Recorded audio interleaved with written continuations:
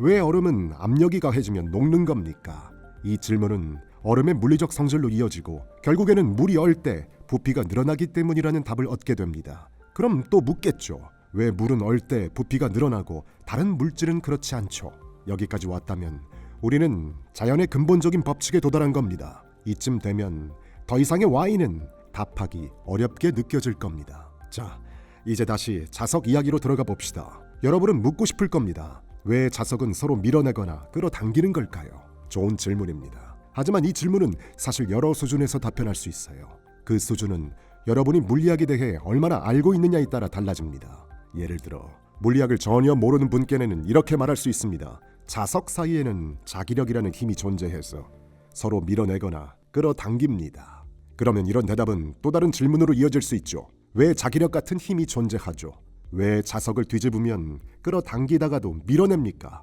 이 단계에서 우리는 이런 힘이 얼마나 보편적이고 중요한지 이해하게 됩니다. 사실 우리가 매일 경험하는 모든 것, 예를 들어 여러분이 손을 의자 위에 얹었을 때 의자가 여러분의 손을 밀어내는 힘도 결국에는 전자기력의 일종입니다. 여러분은 왜 손이 의자를 통과하지 않죠? 라고 질문할 수 있습니다. 이 질문을 들여다보면 사실 의자와 손 사이에 작용하는 전자기적 반발력 때문입니다. 모든 물질은 원자로 이루어져 있고 원자 안의 전자들이 서로 밀어내기 때문에 손이 의자를 통과하지 못하는 거죠.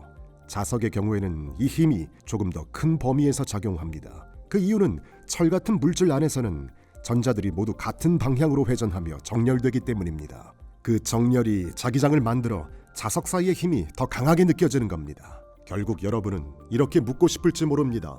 그렇다면 자기력은 왜 존재하는 건가요? 이 질문에 저는 이렇게 답해야 할 겁니다. 그건 설명할 수 있는 것이 아니라 우리가 그냥 받아들여야 하는 자연의 기본 원리 중 하나입니다. 자연에는 여러 가지 근본적인 힘이 있어요. 중력, 전자기력, 강한 핵력, 약한 핵력 같은 것들 말이죠.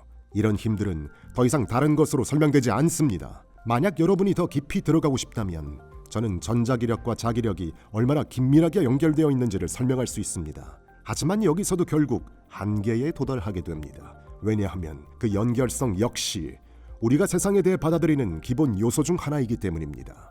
만약 제가 자석이 서로 끌어당기는 이유는 고무줄로 연결되어 있기 때문입니다 라고 설명한다면 그건 잘못된 비유일 겁니다. 왜냐하면 고무줄의 성질을 설명하려면 다시 전자기력으로 돌아가야 하니까요. 그렇게 되면 비유 자체가 아무 의미가 없게 됩니다. 결국 제가 여러분께 말할 수 있는 건 간단합니다. 자석은 서로 밀어내거나 끌어당깁니다. 그리고 그건 우리가 자연에 존재한다고 받아들여야 하는 기본적인 힘 중 하나입니다.